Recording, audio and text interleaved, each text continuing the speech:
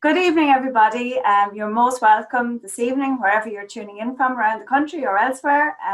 This is the 12th in the series of Let's Talk Equine.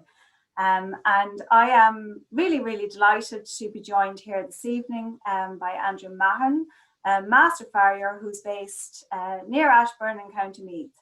Yeah. So you're most welcome, Andrew, and thank you for having me here with us. So a little bit of the boring stuff has to be done to begin with. Some housekeeping.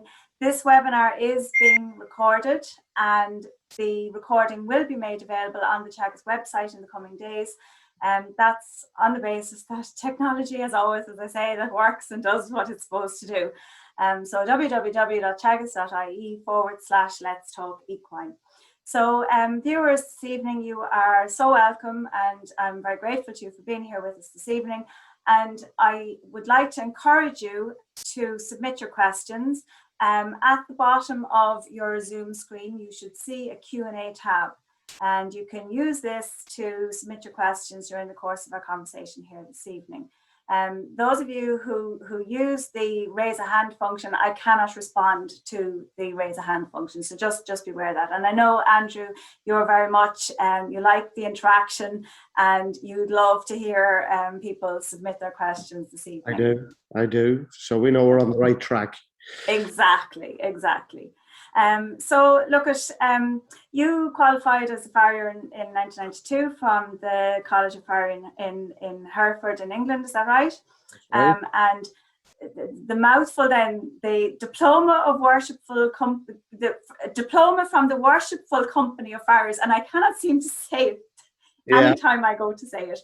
But you're also a Master Farrier, and you have a qualification from the Irish Master Farrier Association and Board Nagapel, and you're a member of the European Federation of Farriers Association. And I think that farriers must just love tongue twisters. We do. We like not to make things easy.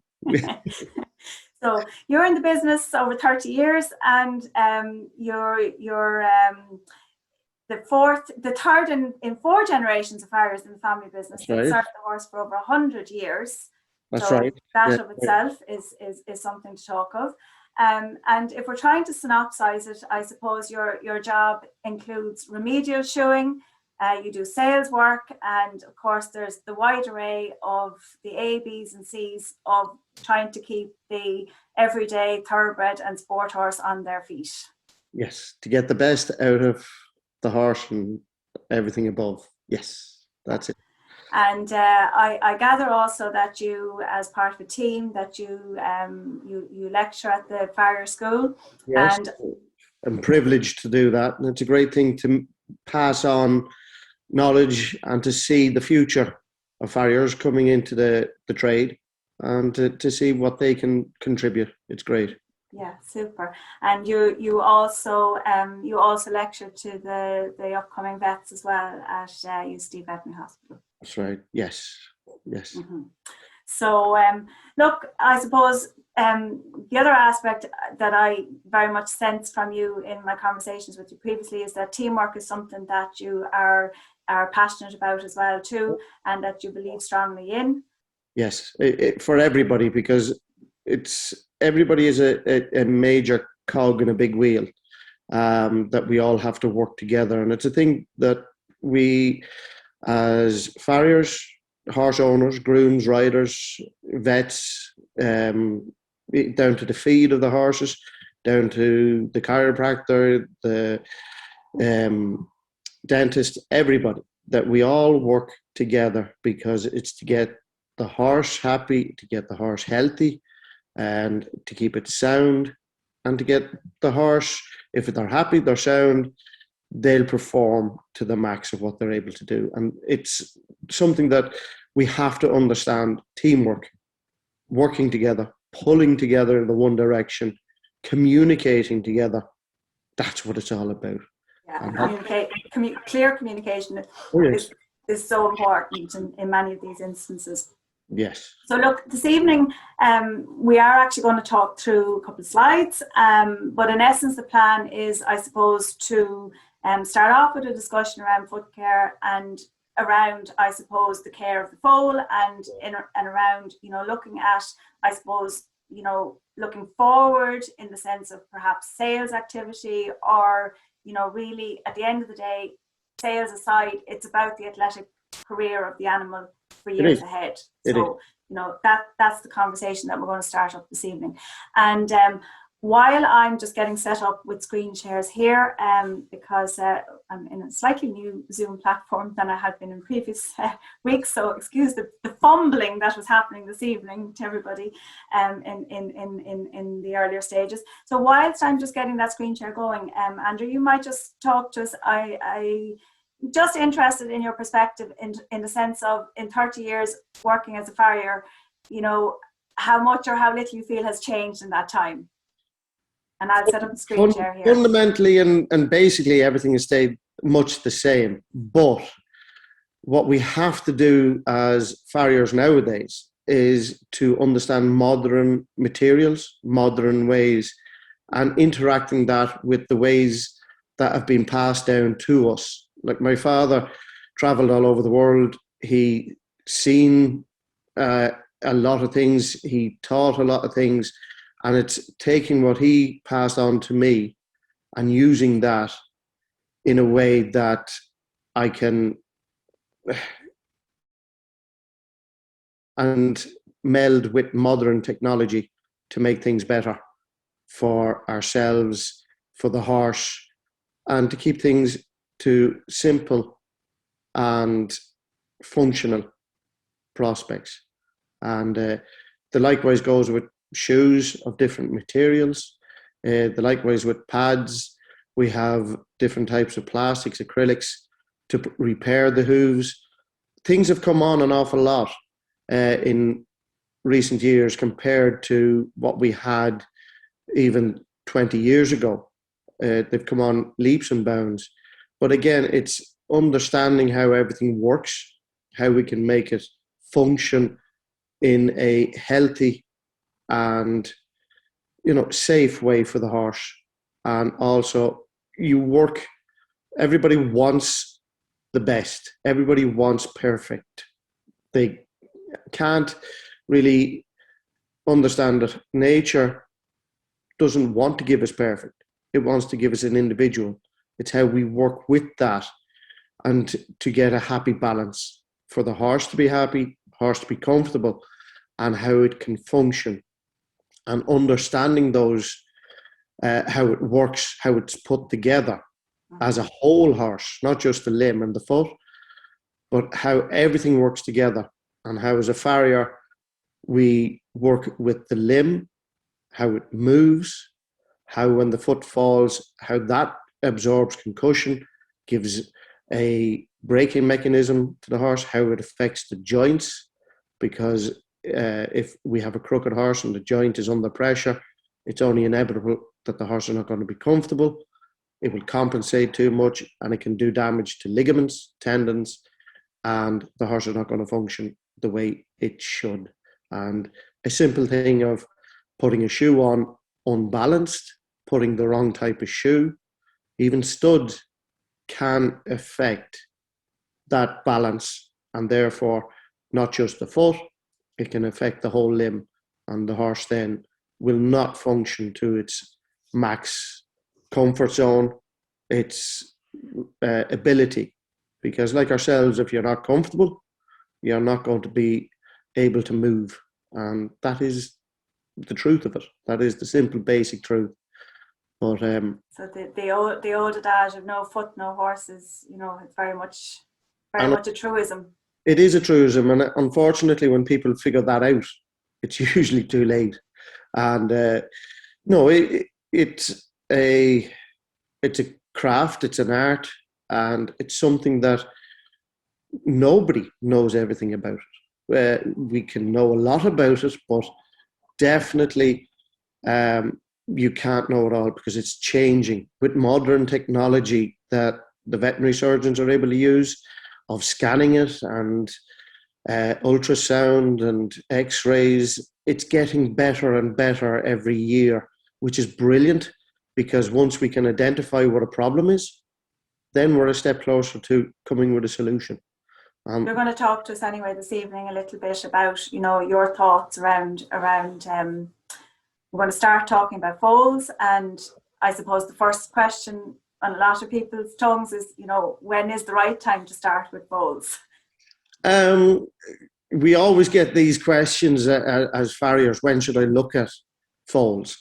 When you get a newborn foal and it's just wobbly and it's weak and, dare I say, they never look like a horse. They look weak and wobbling all around the place and legs sticking out everywhere. So you need to accept that that foal has to mature. The muscles have to harden up. They have to tighten up. The little hooves are like little balls of jelly at the end of the limb. So we usually look at them from about 4 weeks, unless there's a major issue earlier. And the major issue could be that it's walking on its fetlocks. There'll be slack in its pasterns. It might need a little bit of a help with remedial shoeing. The other is that if it's a term called contracted tendons, where it's sort of walking on the front of its toes, nearly nothing more. So those things we work with a veterinary surgeon to assess it, to work as a team, come up with a plan, and therefore we know where we're going forward. And with the thing with a young foal, what you're looking at this week and you look at them again next week can be two totally different foals. It's amazing how quick they can change and develop. So it's something as well. They could be straight this week, but in a week or two, they're not. And it could be a simple thing of they're getting too heavy. It could be another thing that the mare's running around the field, not giving the foal a chance. And the foal is exhausted and then gets weak. And, you know, it's something we all have to look at. I suppose in some sense, kind of what you're saying is, you know, like day one isn't always the day to have a panic. No, no. We have to assess what we have, but what it is going to be. So it's an art that you sort of look at a horse, not at the stage you're at, because it's very hard for anybody, including farriers, to look at a foal and know what that is going to be in 6-8 months' time down the line for sales. So we have to keep looking at it every 4 to 6 weeks, depending on the problem, and looking at it at different growth stages it's at. As the foal is maturing, you're getting a better look, and dare I say it, you're tweaking it either with a trimming or remedial shoeing or acrylics, plastics, or even a plastic shoe. But each of those that when a farrier is trained with, they can know what to do, how to apply it safely, and how long it should be on for. And a farrier, sit down and talk to them, because the pros and cons about how it's done, why it's done, and also the cost is worth going to all that effort and cost, and the limitations, because farriers, we can do a lot, we can't do everything. So that's why we need to come up with a plan with veterinary surgeons, and you know, they should understand what we can do, but also our limitations of, okay, we can't do that, so what can we do from here? And we will talk through a couple of examples as we go forward as well. But you know, I mean, very much like time is something that doesn't always work quickly in these scenarios when you're looking at something day in, day out, and the patients can start to dwindle, shall we say. It's one of the modern problems that we have encountered, because when I was first starting off with my father and my brother, dare I say 30 years ago, that we went into yards and people understood that you need to give this horse time. It's going to have to mature into itself. Like nowadays, everything is express. You ring for it, you pay for it, you get it the next day at your door. And I think some of that has leaked into the horsey industry, and people are buying a horse at a sales. A week later, they bring it to a trainer, and a week later, they're saying, what race is that going to go into? Because I've bought my suit, the wife has bought the hat, we want to go to the races, and we want to enjoy the horse. Where, again, years ago, I've seen people saying, no, that horse in its breeding, in its size, is not going to be a 3 and 4 year old. You're talking maybe 6, 7, possibly an 8 year old before it starts to develop into itself, before it can then run the race it's bred to run and win. And the same emulates across the sport horse sector, and I know many will be watching from that side of the house this evening as well. Again, the horses, they might be of the sport sector, but again, you can trace a lot of the lineage back to thoroughbreds. So an awful lot of what we do with all aspects of horses are there for all horses. The sports horse, the thoroughbred, the basics are still the same. And if you've got a big horse, you need to give it time to mature into itself. And that's what it is. And the bones, a foal, regardless of breed, the importance of foal growth, it can't be underestimated of any type, for the simple reason that you need to feed. It's the foundation of all the horses. It is something there that the horses, like building, if you don't have a good foundation, it will crumble, it will fall, you will end up with problems. And later on in life, I do see horses that are out there, and you know as a foal, they did not get the good start. They struggled to develop, and the problems just got worse instead of better. The poor limb conformation can be a result of that. It can also be that the conformation defects, it's down to malnourishment. The muscle tone is not there.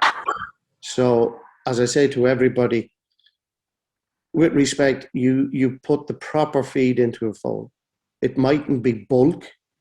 You mightn't want to have such a fat, overweight foal on matchstick legs. You'll end up with a problem.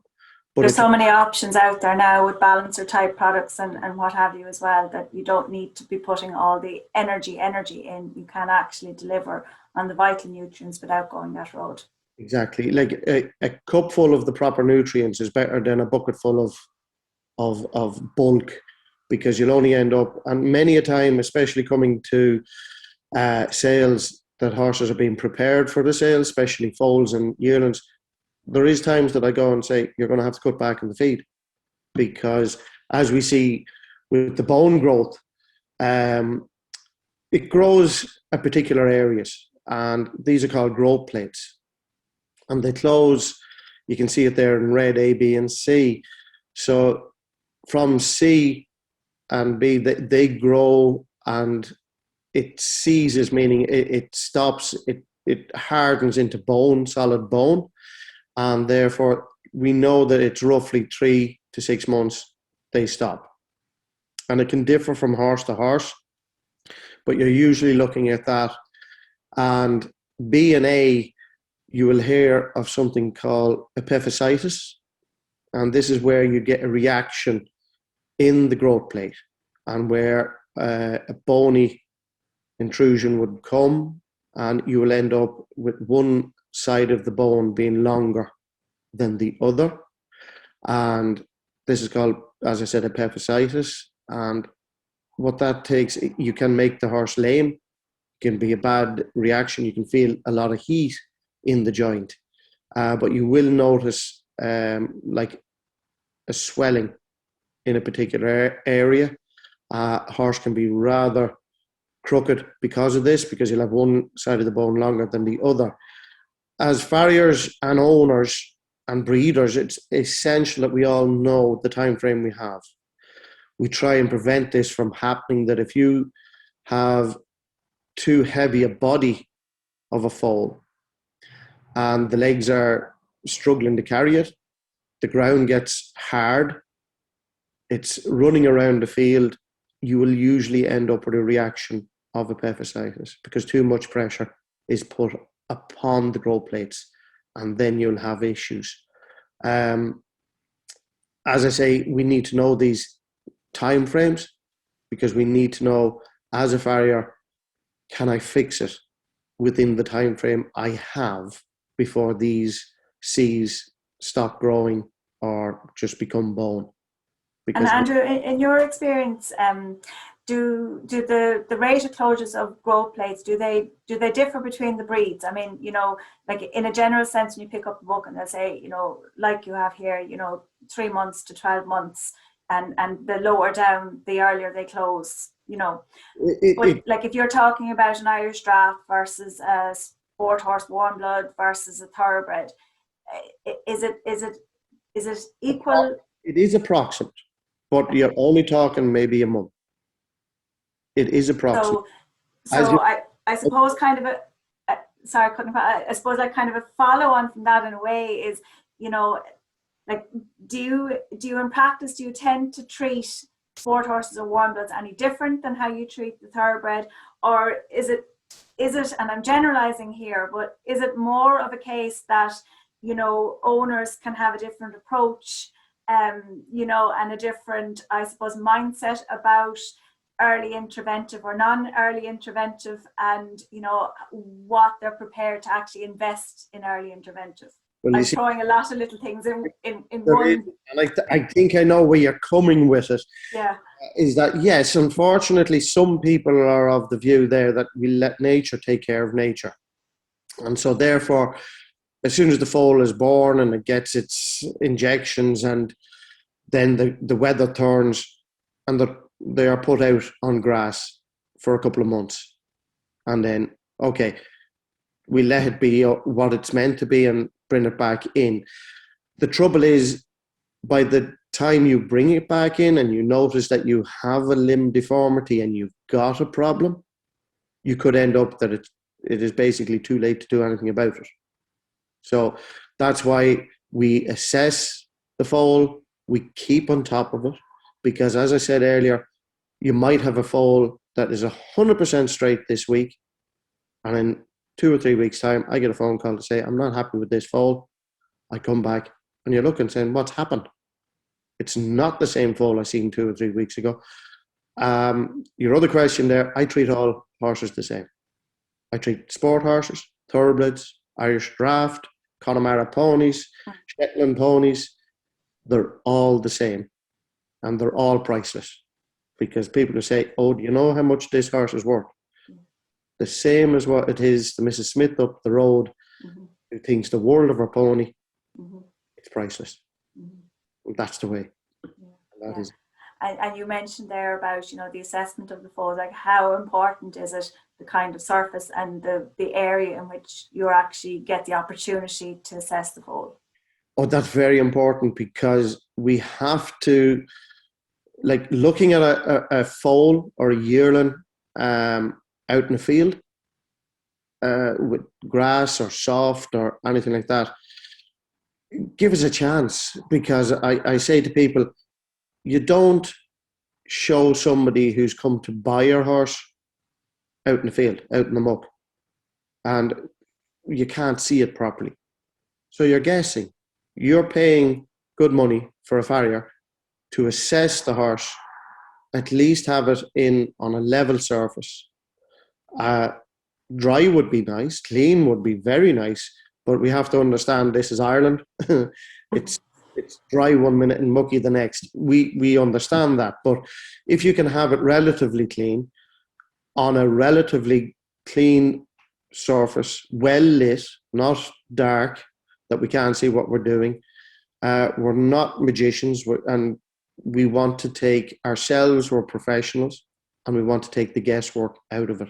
We want to know what we're dealing with, and that is a must, And here on this particular slide, like, I mean, I think most people can relate to, most of what's here, but just looking there in the sense of poor team cooperation and communication, like, realistically, how much of a negative impact can that have? Or can you give an example of where that, you know, that breakdown in communication, and it just... Breakdown in communication happens so simple because some people would say, oh, well, just put me in the book for 4 weeks. And I'll be honest, I prefer if an owner or whoever's in charge will ring me, because what seems like 4 weeks, or to some people, to me, might only seem like 2 weeks. And I'm saying, oh, good God, it's not 4 weeks already.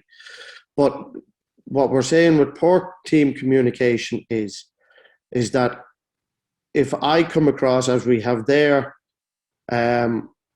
overweight body, and I've asked that, please, can you cut back on the feed and cut back on the type of work you're doing with the horse, it's not able to do it, and that's not relayed back to the person who's doing it, it's not going to fix the problem.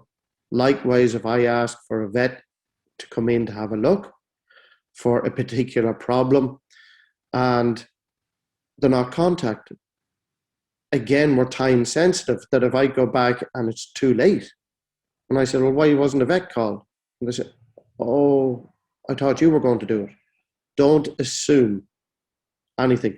We have to take responsibility. We come up with a good plan if we sit down and communicate amongst ourselves, and therefore take responsibility for it.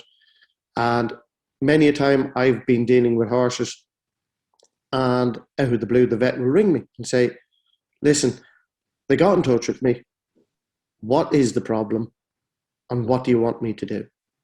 And therefore, we've got a good line of communication. The person was in contact with them. They rang me. I've told them what I see, what I found. Because again, the unfortunate thing with veterinary surgeons versus farriers, we have to be realistic again. As a farrier, I see a horse that's 99% of the time in a healthy, great environment, great health, great fitness. Vets, remember, are usually called in when the horse is sick, when they're lame. So a farrier to give their insight of when the horse is 100% can be invaluable. And it's realistic again, because vets are there going, what way does it move when it's not hopping around? Or how long is this going on? Or is this an ongoing issue? That a farrier, knowing the history of the horse, can communicate that.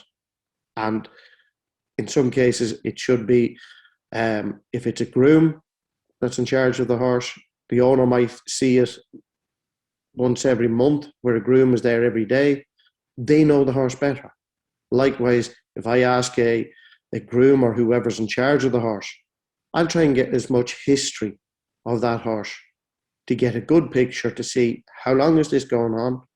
How is it an ongoing issue? Is it a recent issue? Was there something leading up to it? Was there an old injury to it?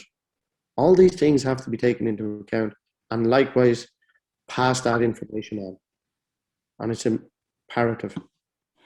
So you're going to talk to us a little bit, and we have a couple of examples to look at here as well too. So you might just talk us through here, Andrew. Well, again, this is a joint. This is the fetlock joint of a horse. You can see C and D there, the sesamoids. It's an X-ray. Now, this is here because joints of the lower limb from the knee down are all hinged joints. They've got a forward and backward motion, very little rotation, and they don't respond well to getting uneven pressure. All right, so as you see there, I don't have a mouse, but if you can put one in there. Okay. Yeah, there you can see that there is called the sagittal groove, and the bone above it, which would be the metacarpal or metatarsal, is the sagittal ridge, and they slot into one another, and that is to prevent the joint from sliding. But if we end up with a crooked horse, a horse towing in or towing out, what happens is that you will have greater pressure on one side of the joint than the other, and you will have a bruised cartilage, which cartilage by its nature allows one bone to glide smoothly over the other. But if you have bone that is being put undue pressure on, and then you will end up with bruised cartilage, and after a while scarred, and then arthritis. And if you have a horse, again, as we said earlier on, with a bruised cartilage, that's going to hurt, and it's going to hurt a lot. And therefore, this all feeds back to why it is actually important to take to put the work in when foals are young enough to actually be able to make a difference to their conformation. And do it in a safe manner, in the sense of, it's amazing what a little trim at the right time can do, where if it's severe enough, and you usually have to get more severe with your corrective methods, with shoes or plastics, as the time is running out, as the older it's getting. Because bear in mind, as we said already, it's getting older, it's getting heavier. So I have to be more severe with my corrections. With this here, you can see the center line. A joint should be virtually 50-50%. I'm a firm believer in this 50-50 theory. So either side of that joint, if you put an imaginary line, it should be 50-50. So therefore, it should be carrying the weight evenly through the limb. And if you could imagine putting that center line down through any of the limbs, from the point of the shoulder all the way down to between the hoof, it should be as close as 50-50 as you can get. Because what you're looking for is that the limb then can carry that weight evenly, smoothly, and therefore comfortably. It's able to do it. And that, no pressure on the ligaments, no pressure on the joints, and it can move freely, it can land freely, and it can bear weight freely. And that's what it's all about. And Andrew, how much of an impact, like, we say the environment has an impact. So, obviously the hoof care that you guys give, the feeding, how much of an impact can the ground surface and the type of exercise that young foals get and are exposed to have?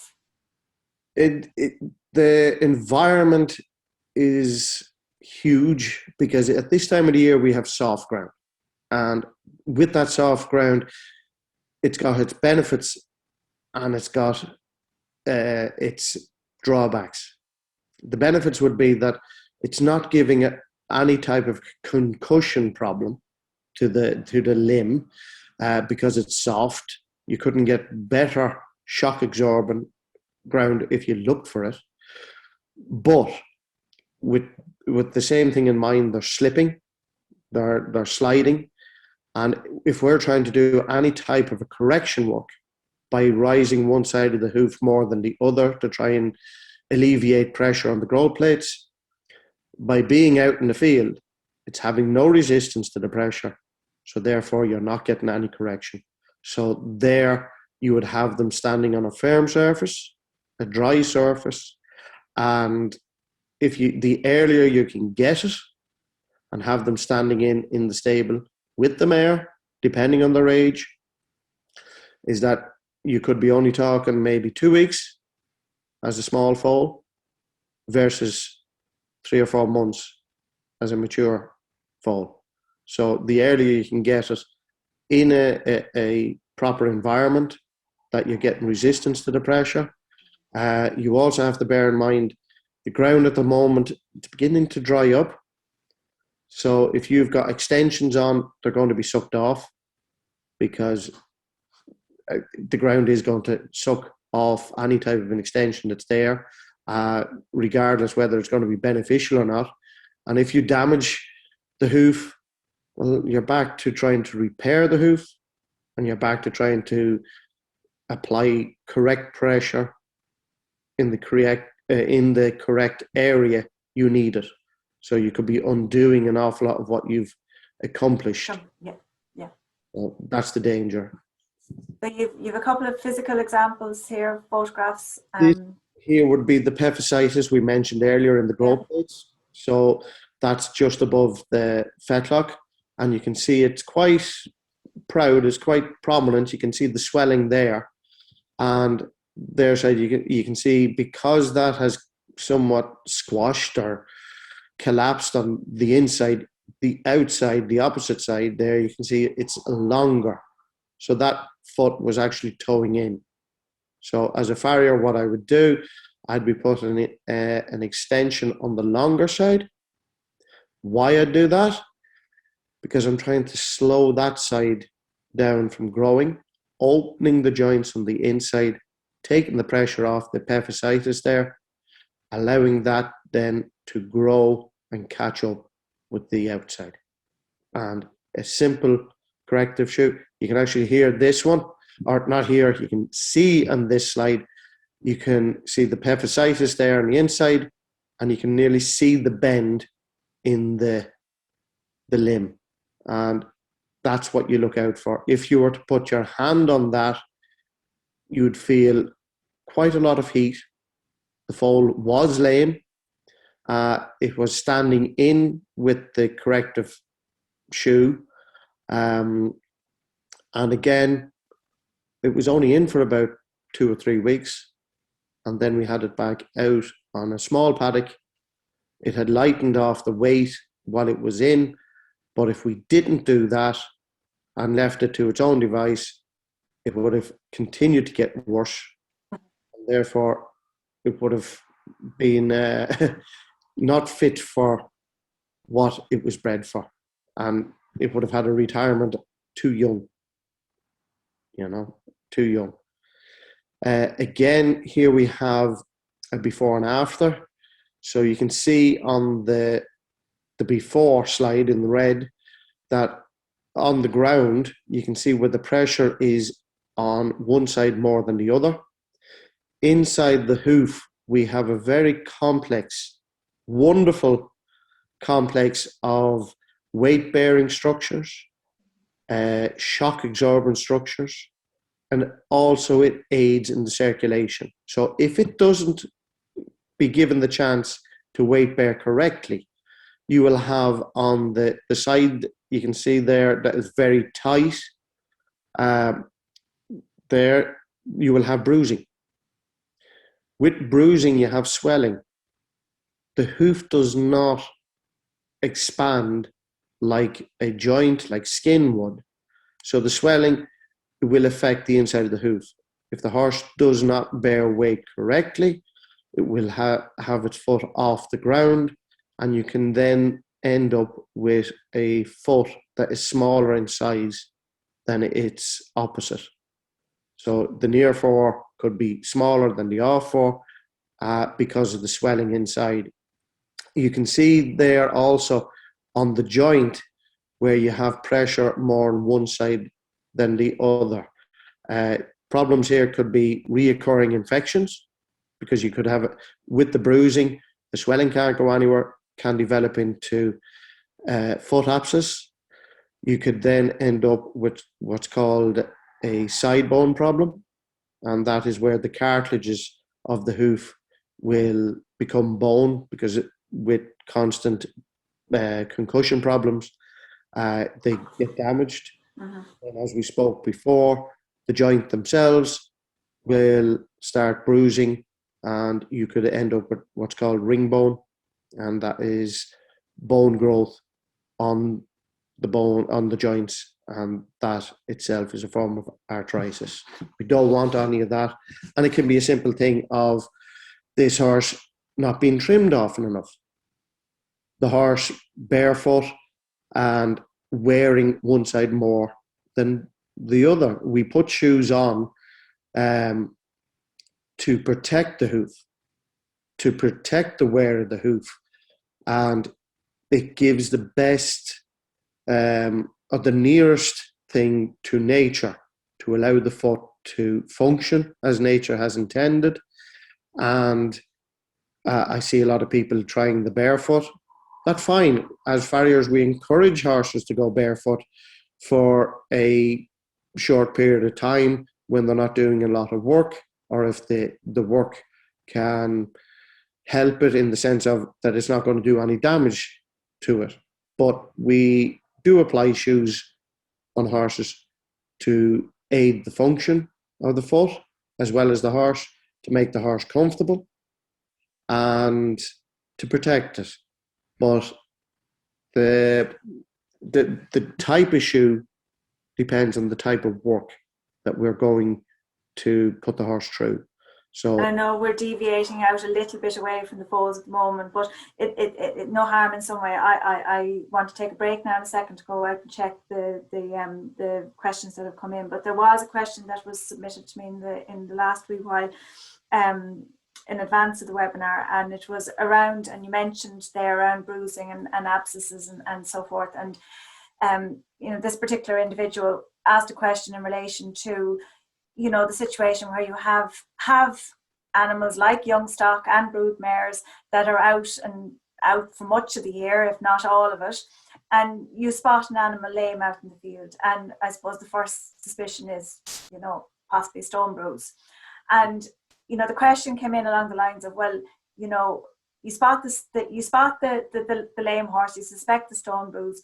Should you sort of take the wait and see approach and see how it goes on, or should you really kind of get stuck in and, you know, try and get to the bottom of it? And it came in along the lines of, you know, that there can be a lot of inconsistency around the advice that is given on this particular topic, and the inconsistency that comes from the words of the farrier and the words of the vet, and, you know, the kind of like, let's get in and let's get it running, let's get the pus out and then throw the antibiotics in, or, you know, do everything all in the one shot, or, you know, it was a double, triple barreled question. But maybe if you could just give a little bit of a sense of your point on that.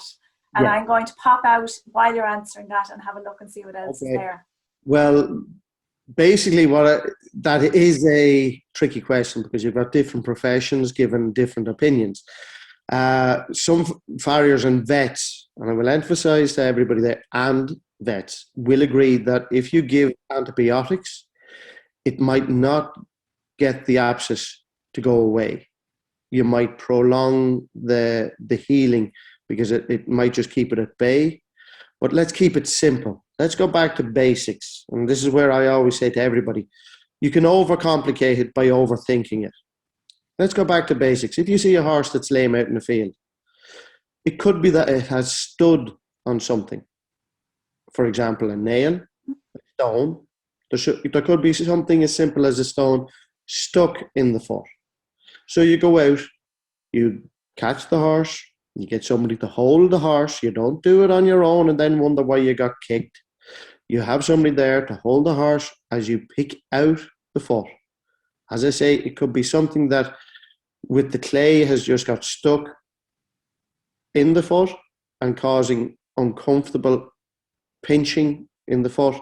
And once it's removed, the horse could be sound.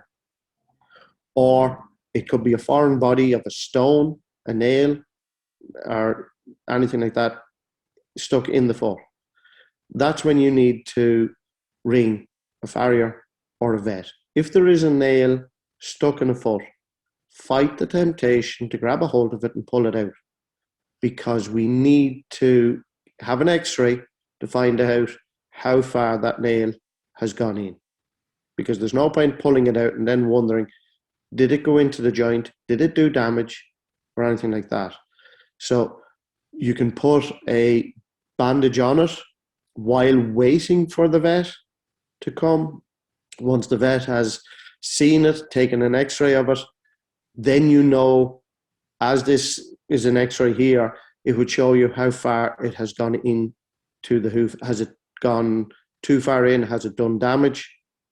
Because while waiting for the vet, you know, the horse is there, it's already stood on the nail. It's gone in so far. Waiting another 10, 20 minutes for a vet to come, you know, by putting a bandage, take the pressure off it, hopefully you prevented it from going any further, but it's gone as far as it's probably going to go. So my answer to that person is start basics, pick out the foot. If you see something that shouldn't be there, or if you see a wound, like a slice, put a dry poultice on it, ring for a farrier, ring for a vet. Once the abscess, which has been building up, is opened and released, allowing the abscess to drain. Because the point I would try to make to everybody, remember the one bone in the limb that does not have a hard outer shell is the pedal bone, is the bone in the hoof, the third phalanx. So you want to remember that if an infection is allowed to build or get a hold there, the chances of it getting into the bone is quite high. And in actual fact, this particular person made reference to an animal with recurring abscesses and an animal that did actually end up with an infection traveling to the pedal bone. That's the problem. With a recurring abscess, it didn't get a chance to go away. And I say at that point, you know, maybe the antibiotics kept it at bay, but didn't get rid of it. Was it opened enough to allow it to drain? Was it out in the field all along and walked through the poultice and more dirt got into it, allowing it then to get reinfected? There's a lot of questions there that, as we said earlier on, communication would be key to that one. How long is it going on? What environment is it in? Is it in the field? Did it get a shoe with a pad on to keep it sealed, to keep it clean? What kind of an antibiotic was it on? How often was it on it? There's a lot of questions that we could add to that. But again, I say to everyone, you know, try and get it as early as we can. Try and get it clean. You know, even if it is a thing that you have to stand the horse in a stable, definitely keep it in a dry environment, keep it in a clean environment. You know, try and get it off the muck, and definitely the muck and slop we've had over the last couple of weeks, because that would not help to drain it. Definitely not. I'm watching the clock as well, Andrew, and it does keep moving on, and we will give an extra few minutes at the end of this because I know there's a few more interesting bits to get to. You have a couple of slides here around conformational issues, limb problems, and I'll hand back to you there. This is one that you have a before and after. This poor horse, as you see on the slide on the left there, that you have, it's slightly exaggerated, I'm glad to say, but you can see where the wear on the hoof. You can see where the outside has been worn away and the inside has not been trimmed often enough, so therefore it is exaggerating the problem. And this is why people say to me, but how come, you know, it's gone out of shape? Wear and tear. It's wearing away the hoof, but it's wearing it unevenly. So it's adding to the problem. And you can see where there's a bony enlargement under the knee, because that's put greater pressure on the limb, and that's called a splint. Now, this horse wouldn't have the best conformation anyhow, but it's amazing after it's been trimmed and you correct the overgrown part of the hoof, is that it doesn't look too bad once you have it trimmed. And therefore that would be a part for shoes, to protect the hoof from being worn abnormally, and that's why that one would be there. And the next one, you have a couple, so I might just skip through those though for the minute, Andrew, if that's okay with you, and we'll go in and look at these. Well, these are videos. I'd like to thank Una and Andrew for letting me use these of foals. Now, this foal, as you can see the hind limbs are weak. Some people would be panicking about how these limbs are looking. The fetlocks are springy, they're nearly hitting the ground. As you look from it from behind now. That's the way you should always look at a horse, going away from you, coming back to you. Get a good look on a clean, dry surface that's safe. You can see there now, see the hocks are nearly bouncing off one another.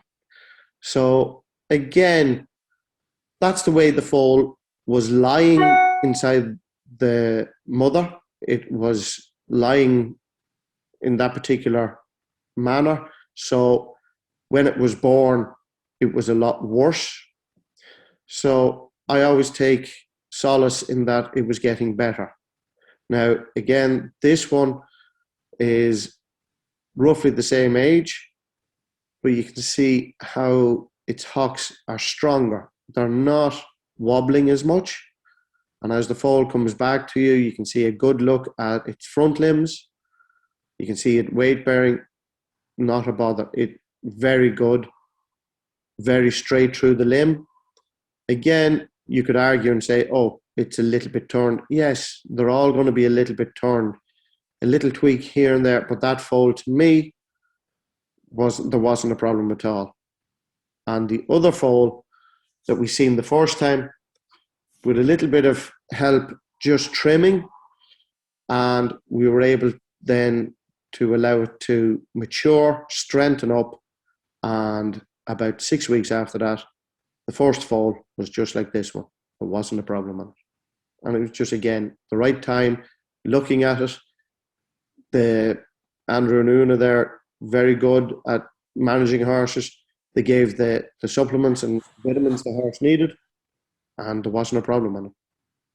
Not a problem. And there was a question actually came in relation to cowhock conformation in the foal or the yearling, and whether it's actually possible to, through farrier work, to help that. Yes, you can help it due to support. Again, I'd like to know, what age is it? The question came in about foals and yearlings.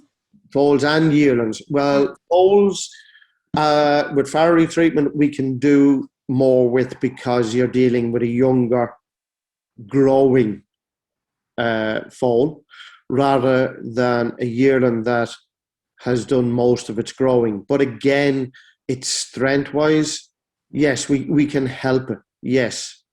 And you usually find with yearlings that are cow-hocked, it can be weakening. And as they mature, they strengthen up on the hindquarters, they improve. And that's why we support them with farrier, and we support the hoof limb deformity or weakness, allowing them to mature muscle-wise on their body frame. So therefore, they're able then to correct the problem or strengthen up because of it. Because if the limb isn't supported, the pain then will go through the joints, and then the upper body won't strengthen up, and it's a vicious circle. It won't get a chance then to muscle up and grow out of it. That can be a problem. So yes, it would, to that person, yeah, you can help it. Yes, you can. So we'll move on here to this one. Yeah, again, what we were saying earlier on, farrier treatment, we can apply pressure to the hoof at particular areas of the hoof. Height of correction is vital. That comes with training and experience. The materials that we use are still basics: shoes, plastic shoes, nail-on shoes. These are stick-on shoes that will give you a lateral or medial extension. You can see it there. You stick these onto the hoof. But the disadvantage of these is that by sticking them on, you're not allowing the hoof to breathe. It needs to breathe. It needs to expand each time the foot hits the ground. So you're not allowing that to happen. So you have to bear that in mind for the time frame you leave that on. And how early would you consider starting this kind of intervention? Well, this intervention, the earlier the better. You can see a huge limb deformity. You can see where the knee has really gone in. The vet was called in on this one as well, as you can see by the bandage and the procedure that was done. The farrier and vet working together, there's an awful lot they can do by working together. The shoe will provide, as you see, the one without the bandage there, the near 4, the shoe was enough. But on the R4, more intervention was needed. So that's where you would be calling in the vet and the vet working with you, and you coming up with a plan. And that can be, we'll be coming to a slide later on of which method would be better. So delighted to say this is the same one, and no problems. It did, with the teamwork, with the communication we were talking about earlier, and how well it did come. And as it grew with the... It's almost a miraculous recovery. And it does happen. It does happen. And there's sometimes I'm looking at horses that I've been doing for months, and I ask, is that the same horse? Because, you know, I'm delighted to say I'm shocked at times how well it's come. Again, these are little issues that can arise. You're showing us severe sides of the scale now here, Andrew, yeah. It's easier to spot. Yes. But then if you have these, okay, it's worrying, but you can do a lot with them. Given the time you get them at. You know, the earlier you get them, the quicker they'll respond to treatment, and the better the result. Where the older you leave it, the harder it is. These are types of shoes that you can use. These are stick-on shoes that you can use. This is one of those that you have all those extensions already on it. What you do with this shoe, you take off what you don't need. So you clip them off and you file them off and trim them off before you put them on the foot, I might add. And you can then stick this on by using plastics. And you see the next one, I think, the next slide we have there, you can see there where it's trimmed, and therefore you have the pressure where you need it.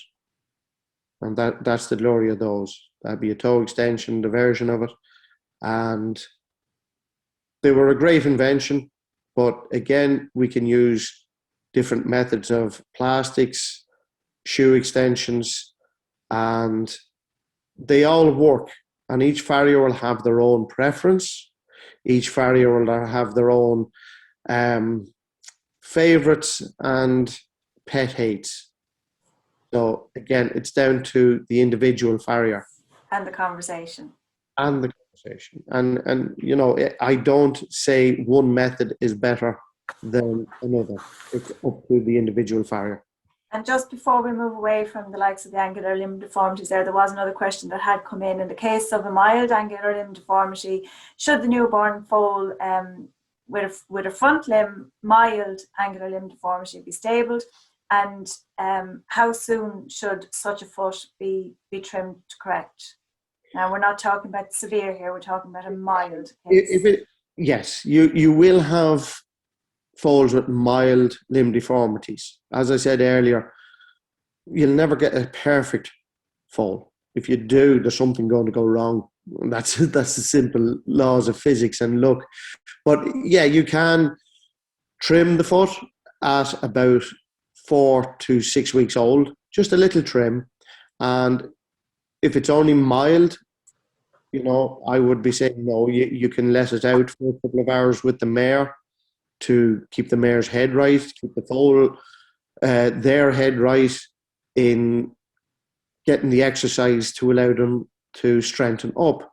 But again, what I would be saying to people is that once the farrier has seen it at about 4 weeks old, you can judge then when it's 6 weeks old. Is it improving? Is it disproving?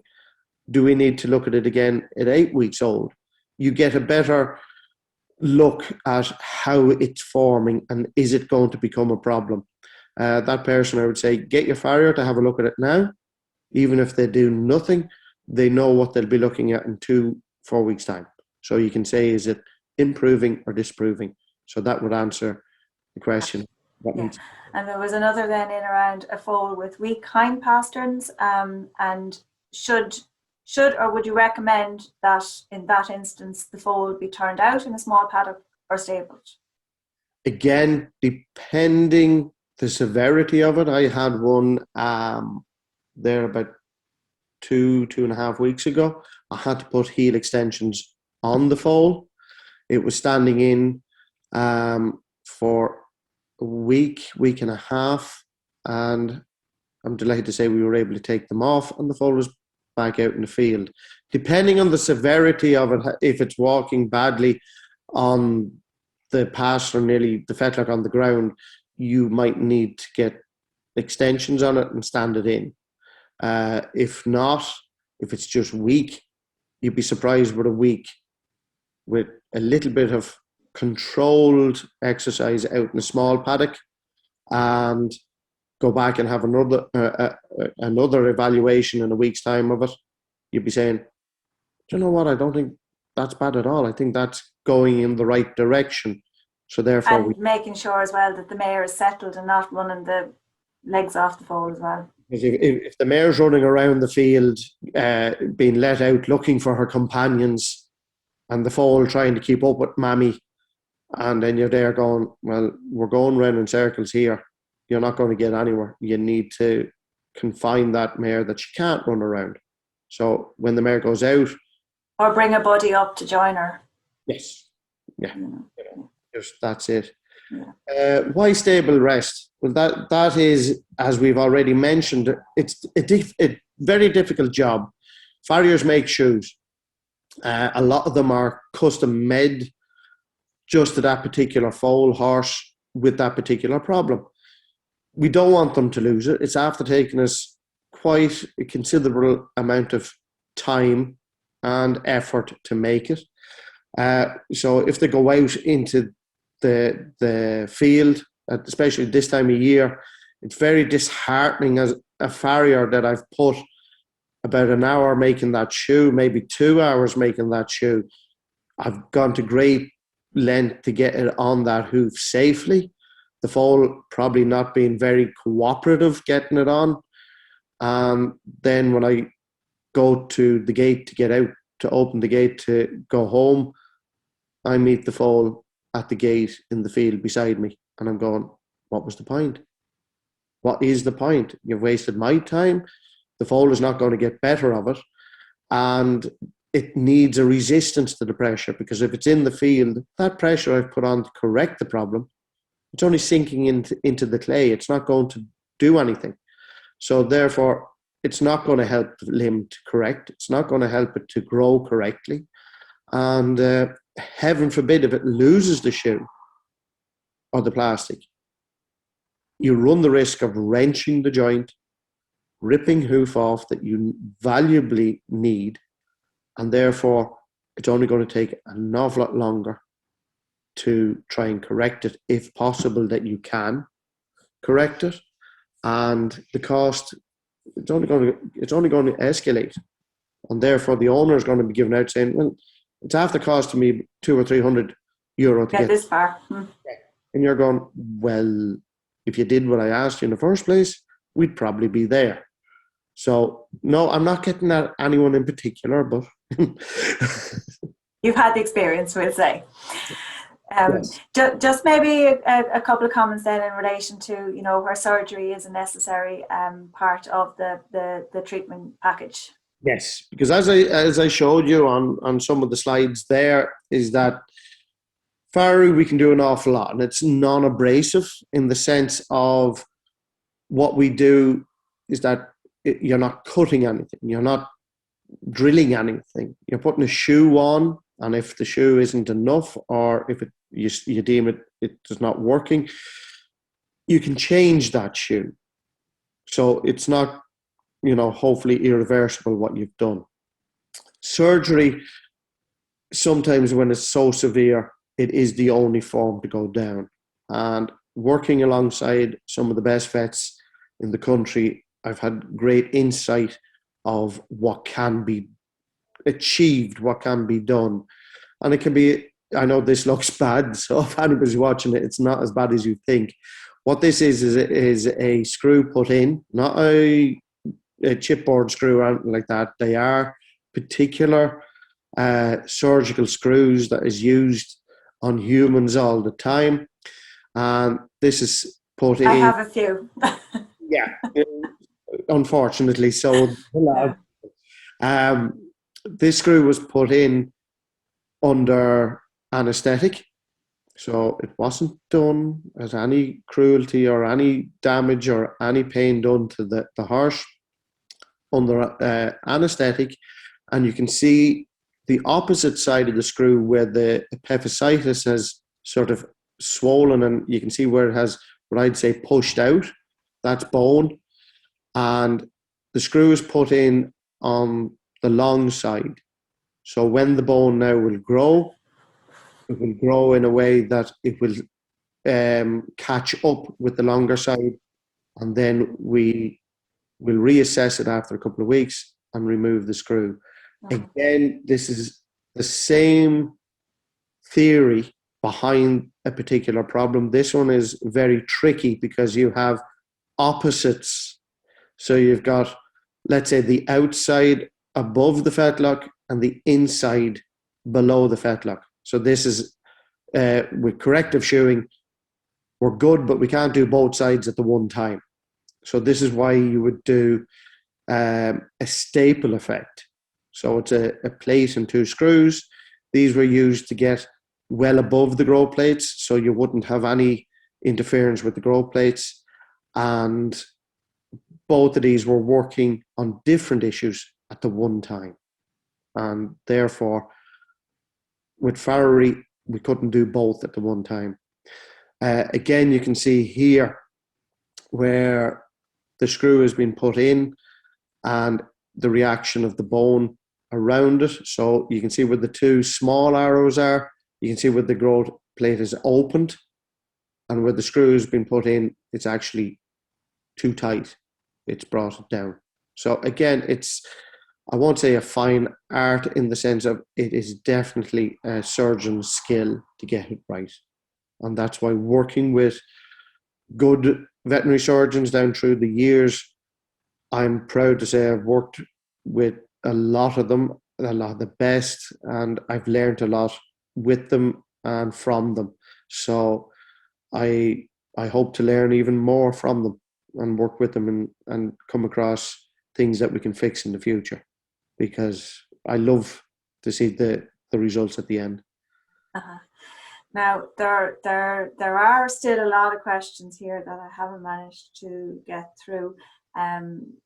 I don't think we're going to get through all of them here this evening. I think we might have to get you back on another occasion, Andrew, because there's so many of them coming in. But I would like just before we finish up to have a couple of comments in relation to the care of mares and mares' feet.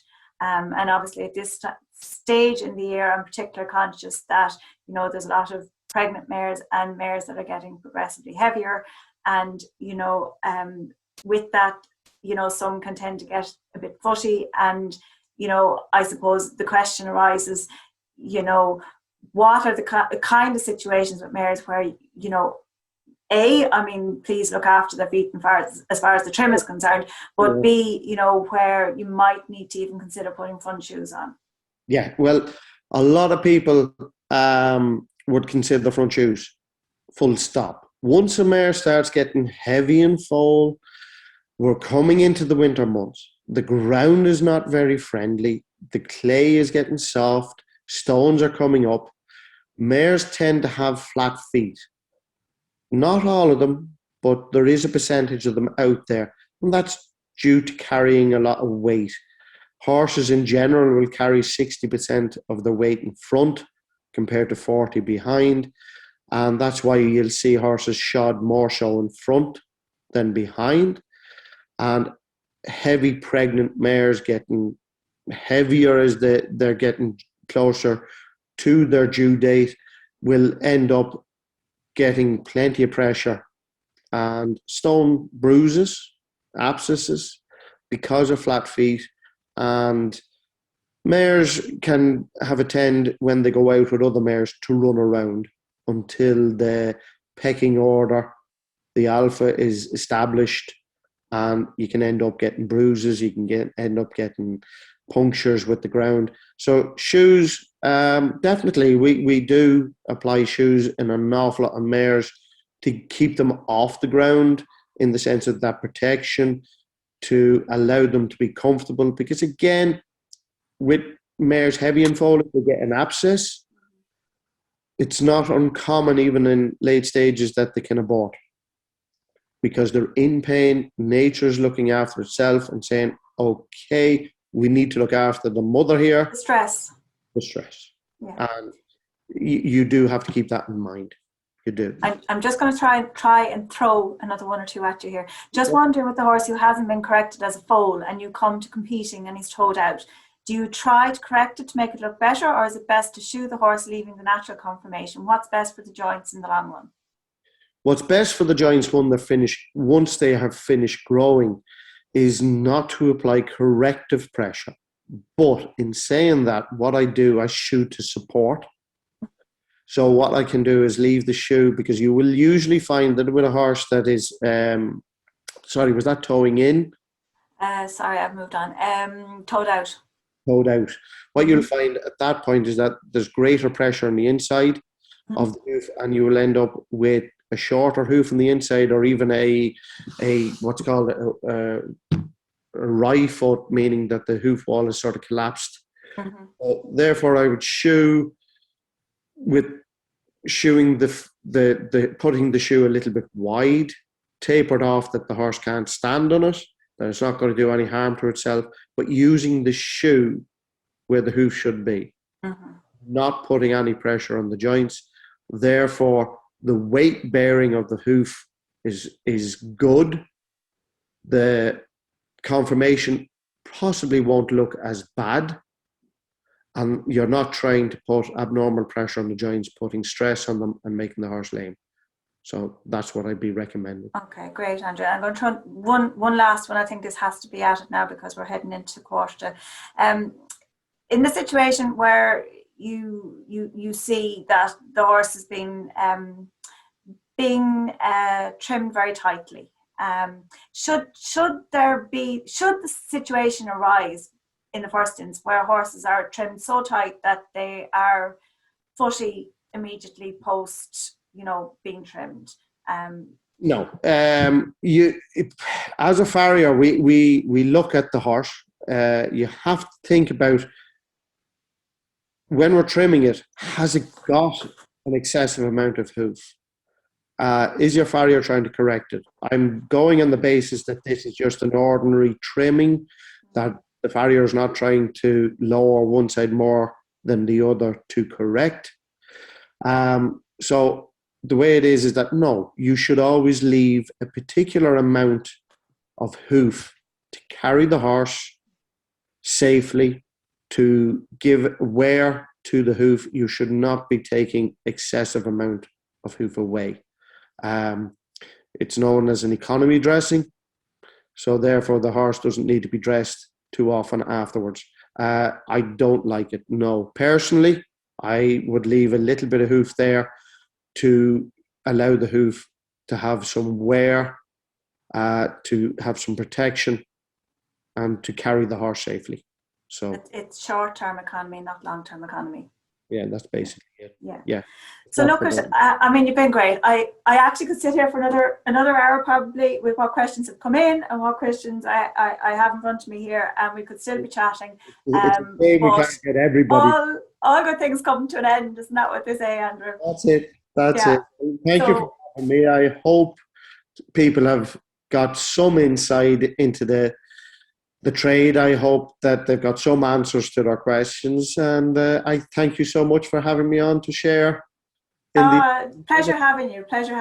And I suppose I'll just maybe leave you to have, I suppose, in the sense of a final comment or a final word or a final piece of advice, if there's something that you would like to impart to people before leaving this evening.